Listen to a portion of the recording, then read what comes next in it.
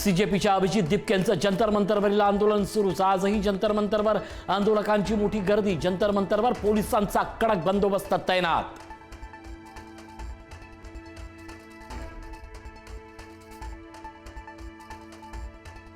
जंतर मंतरवर आंदोलनस्थळी अभिजित दिपके आणि पोलिसांमध्ये बाचाबाची। चर्चा करण्यावरून दिपके आणि दिल्ली पोलिसांमध्ये वाद। चर्चेसाठी येण्याचं पोलिसांचं दिपकेंना आवाहन, तर जंतर मंतरवर चर्चेसाठी दिपके ठाम।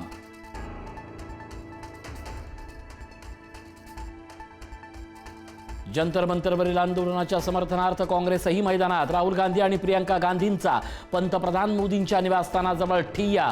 पंतप्रधान मोदी आणि गृहमंत्री अमित शहांच्या राजीनाम्याची मागणी।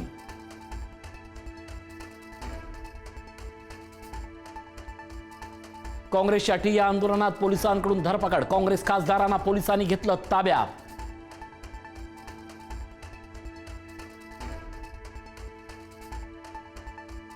अभिजित दिपकेच्या आंदोलनाच्या समर्थनार्थ शरद पवार, सुप्रिया सुळे जंतर मंतरवर। अभिजित दिपकेंशी शरद पवारांनी साधला संवाद।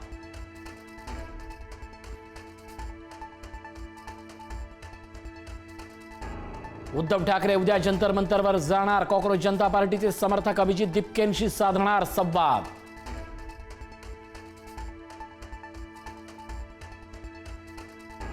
आपचे नेते अरविंद केजरीवाल आणि आतिशी मार्लेन जंतर मंतरवर। अभिजित दिपकेंच्या आंदोलनाला आपचाही पाठिंबा।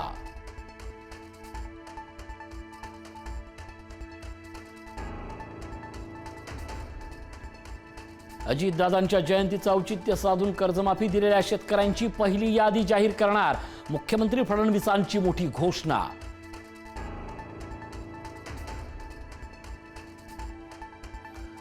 रितेश जेनेलियाचा विद्यार्थ्यांच्या आंदोलनाला पाठिंबा। आम्ही आमच्या युवकांसोबत उभे, विद्यार्थ्यांचा आवाज ऐकलाच पाहिजे। रितेश आणि जेनेलियाची प्रतिक्रिया।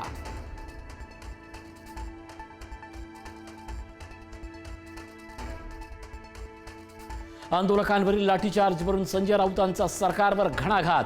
जालियनवाला बाग हत्याकांडाची आठवण झाली राऊतांची टीका। कालचा दिवस लोकशाहीतील काळा दिवस होता। सरकारनं 20 जुलै डरपोक दिवस म्हणून जाहीर करावा, राऊतांची मागणी।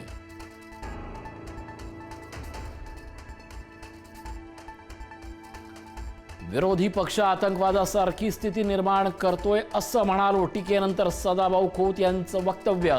आंदोलकांना दहशतवादी म्हणत नसल्याचं केलं स्पष्ट।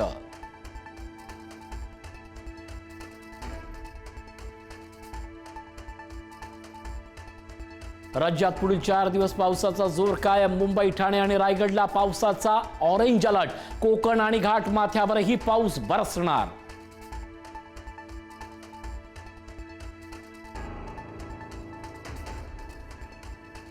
मुंबई लोकलमधील जीवघेण्या प्रवासाचा धक्कादायक व्हिडिओ। दिवासी एसएमटी लोकलमध्ये महिलेचा दरवाजाला लटकून प्रवास केल्याचा व्हिडिओ व्हायरल।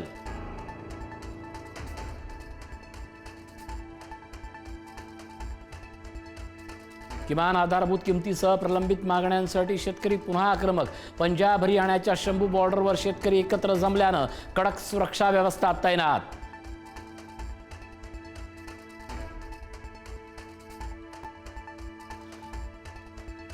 अयोध्येतील राम मंदिर देणगी चोरी प्रकरणाचा तपास करण्यासाठी एसआयटी स्थापन करण्यास योगी सरकारची मंजुरी।